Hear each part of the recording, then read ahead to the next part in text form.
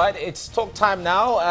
A petroleum tanker filled to capacity with imported rice and 25 vehicles loaded with smuggled rice have been intercepted by operatives of the Nigerian Customs Service. The Ogun State Customs Area Controller Gangua Hassan, while showcasing the seizures, revealed that the rice consignments were impounded along the Idiroko border axis. Controller Gangua further disclosed that 4 vehicles conveying more than 4,000 cartons of frozen poultry products were also arrested. He explained that 3 suspects have been apprehended in connection with the seizures and warned that smugglers will continue to incur losses if they persist in sabotaging the nation's economy. Barely 24 hours after my arrival, our gallant officers arrested 1 petrol tanker filled to capacity with imported rice along Idiroko axis of the command. The arrest was also made of 25 vehicles loaded with smuggled rice, also along the same route. 4 of the vehicles arrested were smuggling 4,000 cartons of frozen chicken products. It is my resolve to step up the operations of the command in a bid to combat this ugly menace and bring the activities down to its barest minimum. All right, joining us in the studio is an agro-entrepreneur, Onidari Angel Manuel. Onidari, you're welcome to TVC Breakfast. Good morning, thank you. Right, now tell us, the issue of smuggling of rice is a very, very common thing now. In fact, it's really very popular now for people to go into. How easy it is for others to have the rice, let's just say outside the borders of Nigeria. It is that cheap for people to get rice, and then when it is within the country, it is that expensive. We know that a bag of rice goes for about 20, 23, 24, 25, depending on what brand of rice right now. Talk to us about it. You see, there are a lot of challenges. From the border, we do know they get it cheaper. But let's look at it. The customer do tremendous job. But there are challenges. Getting this rice to Nigerian border, you know, as it is, goes far more cheaper from the other side than getting Nigerian rice, branded rice. But the problem will continue to persist because Nigerian border as it is, do we actually have the designated border? We do not, because in language, culture, we cut across. The language spoken in Nigeria is the same thing virtually spoken across the region. So it is difficult. We will continue to have this, but I commend the custom because what they need to do is trackers, information technology. You know, they need information. They need to get information just like they've done just now, because they wouldn't have achieved this if there is no information. So they will continue to have challenges, and they should be able to put things in order. But who will be giving them this much needed information? There are people who would actually tell you that the reason why rice smuggling continues to thrive across Nigeria's borders, especially the semi-border, is because of the connivance of the customs men themselves. Yes, sometimes we do have people like, you know, going across the border. What you see is, you see this large consignment just up here, you know. You see that in batches, we do have people bringing in rices across the villages.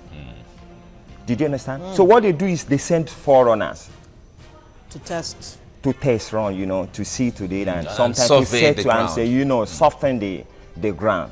So what they need again, like I said, is trackers and informants.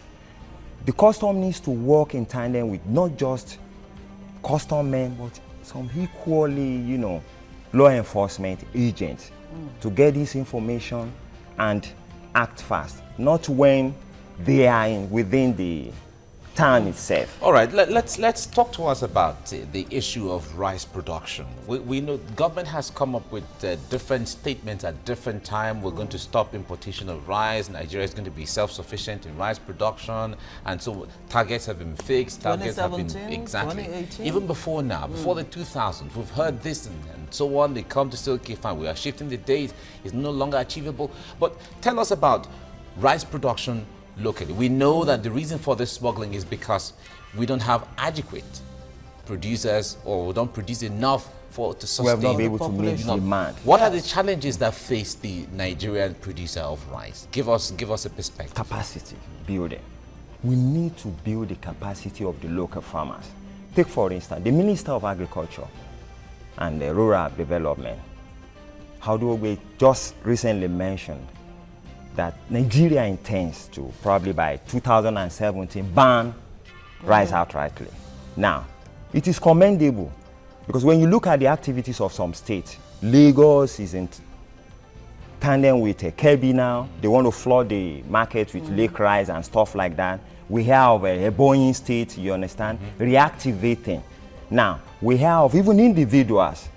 In Nasarawa, we have a stallion or lamb, but have we been able to meet demands?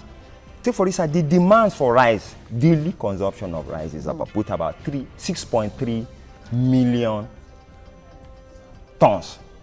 Now, but Nigeria itself, according to the agriculture, promotion policy, says we are able to import 2.3 million.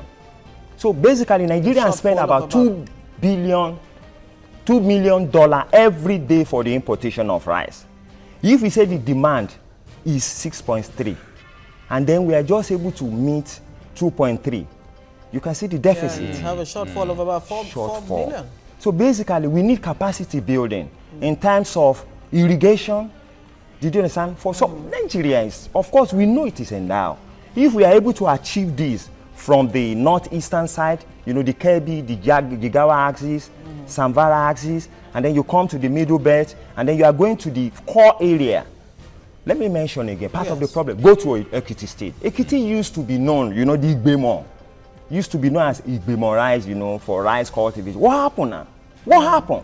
Where are those farmers? They are there. Just but like they've you been can ask frustrated. about what happened to Abakaliki rice or Fada and the rest That of is them. it. Capacity building. Look at the money we're saying. $2 million daily. What does it take? Give them what they require. Build them. Empower them. Capacity, mechanize all these things. Reports say that presently, as we speak, what you have in Republic of Benin waiting in the warehouses is worth $3 billion, and they're all coming with Nigeria. That's it. That's it. They want to make quick money, business. They, population-wise, I remember when Clinton was here sometimes, he said it is not just the strength of Nigeria is not in what is on the ground, underneath the ground, Human. but what is above it. That is it. So we have these things there. All through the years, imagine when we have irrigation. The states are doing right now. But we can achieve it. But we cannot not just mercy or, we need to take action. Let's look at the issue of smuggling of rice and indeed other commodities. Now we heard Nigerians are actually buying imported jollof rice. I mean, that... Sure. Okay, let me not say what I think about that. I shouldn't be pushing my views here.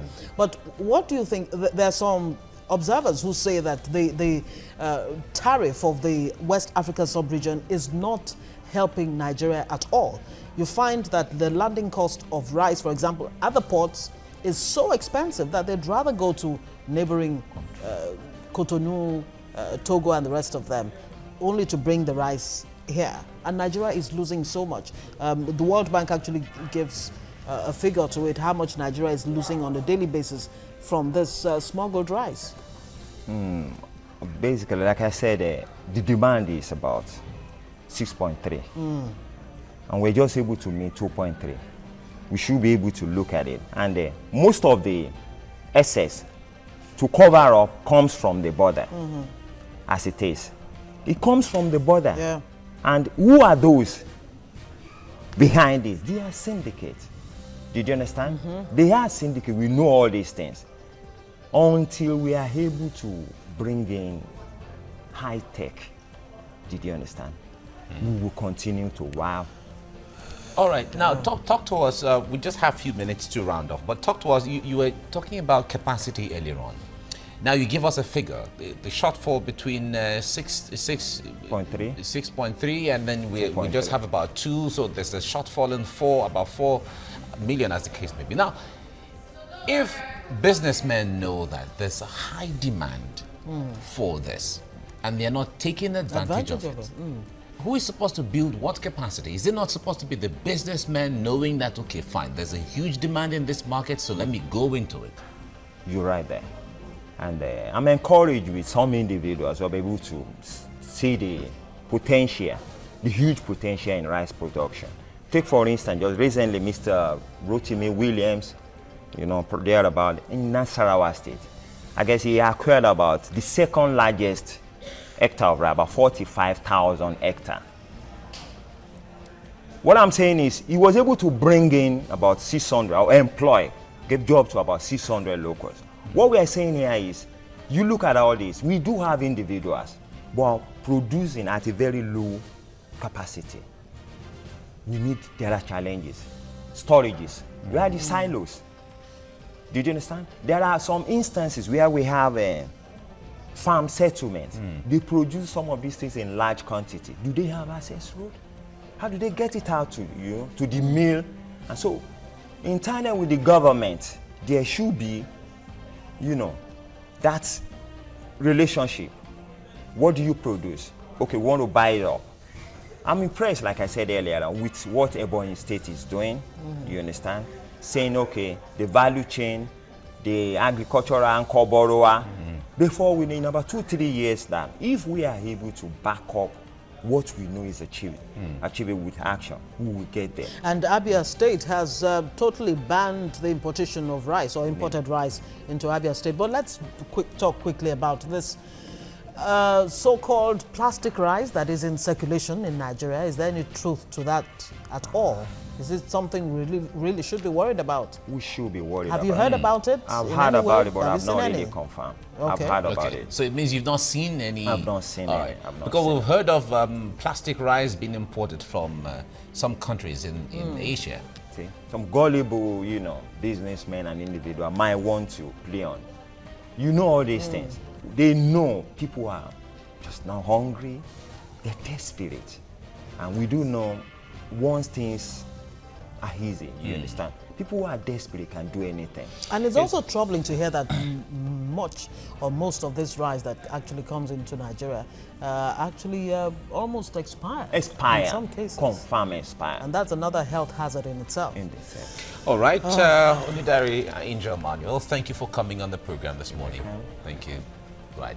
Now, this is where we come to the end of today's edition and the week's edition of TVC Breakfast. It's a lovely weekend. Ngozi likes weekend. She's dressed for the weekend already. He just does not know how to end the show without I know how much you like that. weekends and how much you have fun during the weekend, so it's fine. But however, don't forget, you can also follow me for updates around the country and Africa on my Twitter handle at @MOkwache_TVC.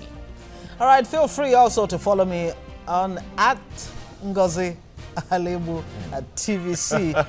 Oh my God! I hope I have not confused you more than. No, I wanted to hear how. Oh, you wanted to help me out with that? No, you can help yourself. You're going to you are the one enjoying the weekend. Ngozi Alebu. Yes, TVC. @Ngozi Alebu TVC. That's her Twitter handle. Thank you very much. I am Mike Okwache. Have a great weekend and bye for now. And I'm Ngozi Alebu. Do have yourselves a beautiful weekend. Bye.